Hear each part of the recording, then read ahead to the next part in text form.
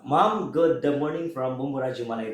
Ma'am, ilabi na karon umabotay na or nasinati na usab sa to ang mga pipila ka mga farmers ang ato ang ngiting init kun El Nino. Ma'am, tuod diri sa City Agriculture's Office sa Valencia. Kumusta tuod ang iyong pagpay, ma'am? Ilabi na kumusta itong mga farmers diri sa Valencia?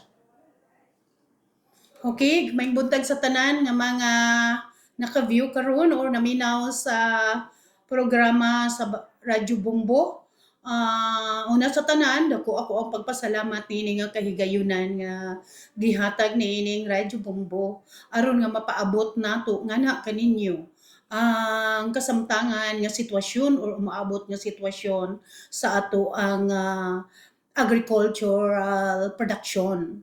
Okay, so far para sa ato nga El Nino alert, so naa na ta sa El Nino alert, no? Then as of April 22, 2026, the DOST Pag-asa nagapagawa sa ilang pre-statement that with the combined nga mga expert judgment nagsuggest na karon ang atoang nga mga eksperto sa atoang nga klima nga adunay posibleng mahitabo nga El Nino.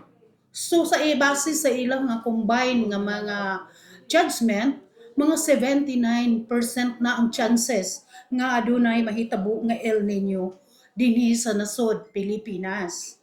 So kini gibana-bana nga magasugod sulod sa karong sugod sa Hunyo, Hulyo or Agosto. Hangtod na dayon mo process kini siya sa mga first quarter sa 2027.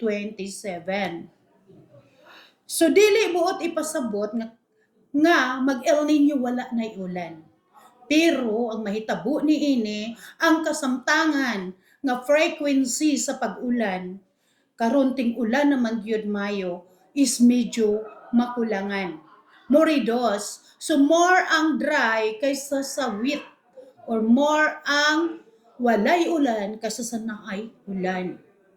Sigon usab sa advisory base sa among GC sa Pag-asa Bukidnon, ang Bukidnon makasinati sa medyo ingno nato nga dako nga epekto sa hulaw didto sa last quarter sa 2026 o mo persist kini siya hangtod second quarter of 2027.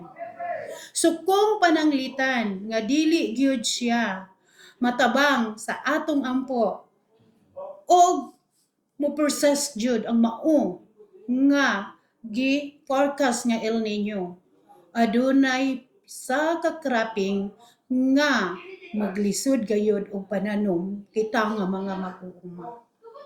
So tungod niini mao ni nga ginaawhag kamo mga mag-uuma nga kung mahimo mabaws nato ang atong production ni ining wheat season kay maka-harvest pa ta.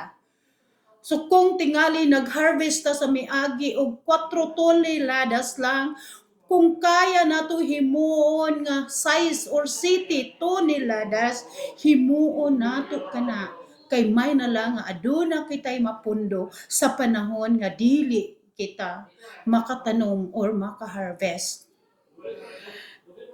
Mananom kita sa tagsa-tagsa nato kapanimalay bisan sako-sako na lang para sa atong kaugalingong konsumo sa atong mga gulayon. Kay aron nga ang ma-produce unya nga mga gulayon sa mga medyo dako-dakog area para na lang sa uban nga mga konsumante nga wala gayoy matamnan.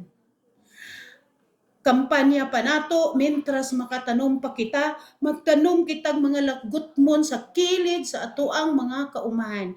May na lang aduna kitay ma-harvest kung mahurot na gyud ang ato ang pondo nga bugas sa atong tagsa-tagsa kapanimalay.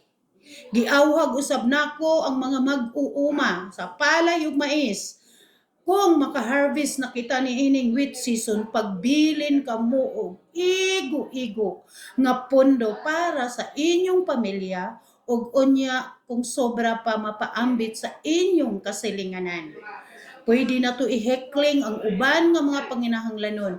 Ang importante nga ang atong pagkaon atong masiguro. atong huna-hunaon nga dili lamang ang atong pamilya mo'y nag-rely sa pagkaon gikan sa atong produkto, kung dili ang kinatibuk-an nga mga konsumante sa lokal nga syudad nato o sa atong mga neighboring nga mga LGUs labaw pa katong wala kaayoy area sa palayan. So kana hinaot unta nga kitang tanan adunay mahimo niini kung kaya nato makahimo kita og kanang gitawag water impounding or pamundo nga tubig hapinan magkalot hapinan og trapal aron duna kitay pamisbis atong mga gulayon ato kanang pagahimuon. So ampo kita maniguro kitag ampo nga ang Ginoo maga-intervene di ining gi forecast nga El Nino nga unta dili magrabe ang epekto ngadto sa tagsa-tagsa nato ka mga kaumahan aron nga ang tanan maluwas niini nga maabot nga gutom. So, kana siya daghang salamat. God bless sa ato ang tanan.